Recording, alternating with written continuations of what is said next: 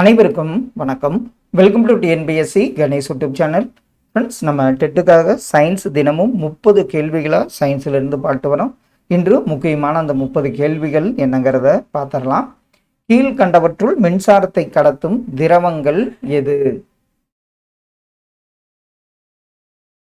கீழ்கண்டவற்றுள் மின்சாரத்தை கடத்துவன எதுன்னு பார்த்தீங்கன்னா, திரவங்கள்னு இல்லாமல் அமிலங்கள், காரங்கள், உப்புகள் அனைத்துமே பார்த்தீங்கன்னா மின்சாரத்தை கடத்தும். பொறுத்துக, இரு ஓரின மின்துகள்கள், இரு வேரின மின்துகள்கள் கண்ணாடி துண்டை பட்டு துணியில் தேய்க்கும் போது என்னாகும்? ரப்பர் தண்டை கம்பளியில் தேய்க்கும் போது என்னாகும்? மின் உருகினா என்ன? இதில் அப்படியே ஆப்ஷனில் பாருங்க. இரு ஓரின மின்துகள்கள் ஒன்றை விட்டு ஒன்று விலக்கும். அதே மாதிரி பாருங்க, இரு வேரின மின்துகள்கள் ஒன்றை ஒன்று கவரும். அடுத்தது, கண்ணாடி துண்டை பட்டு துணியில் தேய்க்கும் போது என்னாகும்? நேர் மின்னோட்டம் மேற் மின்னூட்டம் பெறும். ரப்பர் தண்டை கம்பளியில் தேய்க்கும் போது என்னாகும்னு பார்த்தீங்கன்னா எதிர் மின்னூட்டம் பெறும். மின் உருகி எதுன்னு பார்த்தீங்கன்னா மின் சுற்று அதிகம் சூடாகாமல் பாதுகாக்கும். இதில் ஆப்ஷன் ஏ இதற்கு சரியான விடை. இரண்டு கோளங்களின் மின்னூட்டங்களுக்கு இடையேயான வேறுபாடு என்னவென அழைக்கப்படுகிறது? இரண்டு கோளங்களின் மின்னூட்டங்களுக்கு இடையேயான வேறுபாடு மின்னழுத்தம் என்று அழைக்கப்படுகிறது. யாரால் 1600ஆம் ஆண்டு உருவாக்கப்பட்ட நிலை மின்காட்டி வெர்சோரியம் என படுகிறது? அவரால் உருவாக்கப்பட்ட நிலை மின்காட்டி வெர்சோரியம் எனப்படுகிறது. அது யாரால் கண்டுபிடிக்கப்பட்டதுன்னு பார்த்தீங்கன்னா, வில்லியம் கில்பர்ட் என்பவரால் உருவாக்கப்பட்ட நிலை மின்காட்டி வெர்சோரியம் எனப்படுகிறது. ஒரு பொருளிலிருந்து மற்றொரு பொருளுக்கு மின் துகள்கள் இடமாற்றம் செய்வது எதனால்? ஒரு பொருளிலிருந்து மற்றொரு பொருளுக்கு மின் துகள்கள் இடமாற்றம் செய்வது மின்னேற்றத்தால் என்பது சரியான விடை. ஈல் என்ற ஒரு வகையான விலாங்கு மீன் எத்தனை வாட்ஸ் அளவுக்கு மின்சாரத்தை உருவாக்கும்? ஈல் என்ற ஒரு வகையான விலாங்கு மீன் பார்த்தீங்கன்னா 650 வாட்ஸ் அளவுக்கு மின்சாரத்தை உற்பத்தியாக்கும்.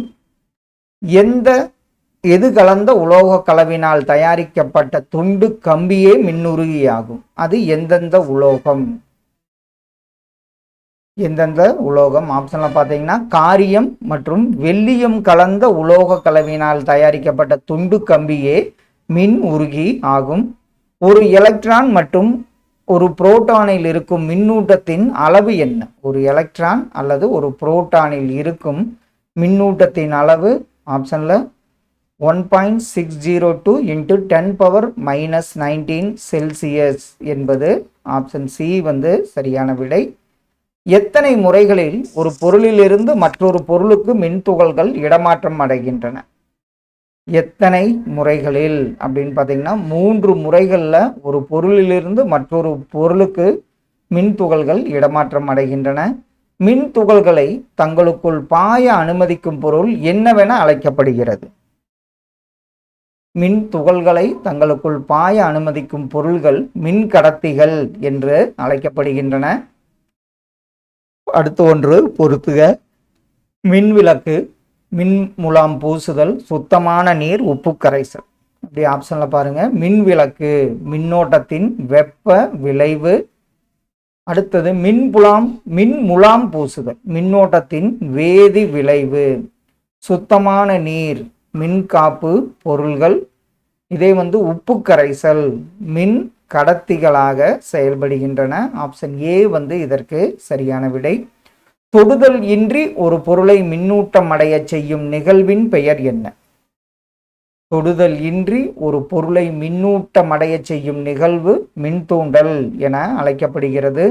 தொடுதல் மூலம் ஒரு பொருளிலிருந்து மற்றொரு பொருளுக்கு மின்னூட்டத்தை இடமாற்றம் செய்யும் முறையின் பெயர் என்ன? தொடுதல் மூலம் ஒரு பொருளிலிருந்து மற்றொரு பொருளுக்கு மின்னூட்டத்தை இடமாற்றம் செய்வது கடத்துதல் மூலம் இடமாற்றம் செய்யும் முறையாகும். எபனைட் துண்டு ஒன்றினை கம்பளியால் தேய்க்கும் போது கம்பளி பெற்றுக்கொள்ளும் மின்னூட்டம் எது?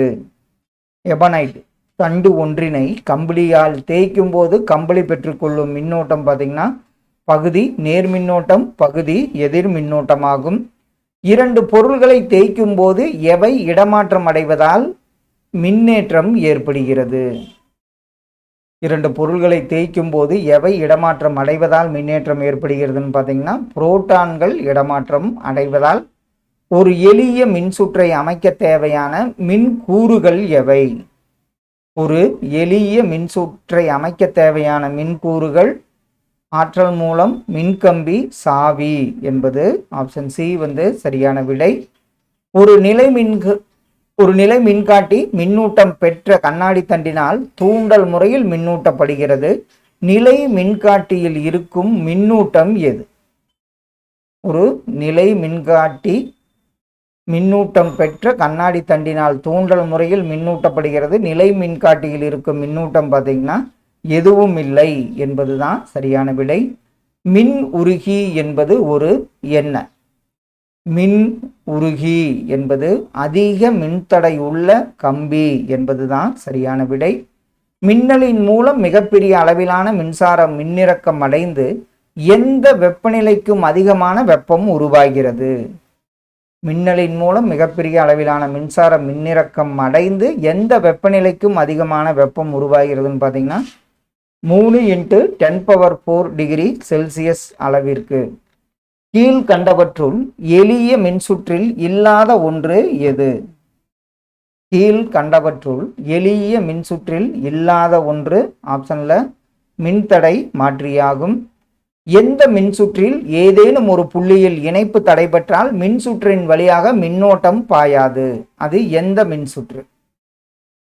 ஆப்ஷன்ல பார்த்தீங்கன்னா தொடர் இணைப்பு சுற்றுல அந்த இணைப்புல தடைபெற்றால் மின்சுற்றின் வழியாக மின்னோட்டம் பாயாது. அடுத்த ஒன்று பொறுத்துக. மின்கடத்திகள், மின்காப்பு பொருள், மூடிய பாதை, மின்னூட்டம். ஆப்ஷன்ல பாருங்க. மின்கடத்திகள் எதுன்னு பார்த்தீங்கன்னா தாமிரம். மின்காப்பு பொருள் ரப்பர். மூடிய பாதை மின்சுற்று. மின்னூட்டம் கூலும் என்ற அழகால் அளக்கப்படுகிறது. ஆப்ஷன் ஏ சரியான விடை. அணுவில் உள்ள மின் நடுநிலைமை கொண்ட சிறு துகள் எது? அணுவில் உள்ள மின் நடுநிலைமை கொண்ட சிறு துகள் நியூட்ரான் என்பது சரியான விடை. எது மின்காப்பு பொருளுக்கு எடுத்துக்காட்டு? ஆப்ஷன்ல பாருங்க. மின்காப்பு பொருளுக்கு எடுத்துக்காட்டாக உள்ளது ஆப்ஷன்ல மைக்கா என்பது சரியான ஒன்று. கீழ் கண்டவற்றுள் எந்த பொருள் மின்னாற்றலை வெப்பாற்றலாக மாற்றுவதில்லை? கீழ் கண்டவற்றுள் எந்த பொருள் மின்னாற்றலை வெப்பாற்றலாக மாற்றுவதில்லைன்னு பார்த்தீங்கன்னா குளிர்சாதன பெட்டி என்பது சரியான விடை. மின் அழுத்தத்தின் அலகு என்ன? மின் அழுத்தத்தின் அலகு ஆப்ஷன்ல வோல்ட் என்பது சரியான விடை. மின் உருகி என்பது ஆப்ஷன்ல பாருங்க. மின் உருகி என்பது குறைந்த உருகுநிலை கொண்டது என்பதுதான் சரியான விடை. எல்இடி லைட் எமிட்டிங் டயோடுன்னு சொல்லுவோம். எல்இடி என்பது என்ன? இது ஒளி உமிழ் டயோடு என்பது சரியான விடை. மின்னோட்டத்தின் வேதி விளைவின் பொதுவான பயன்பாடு என்ன?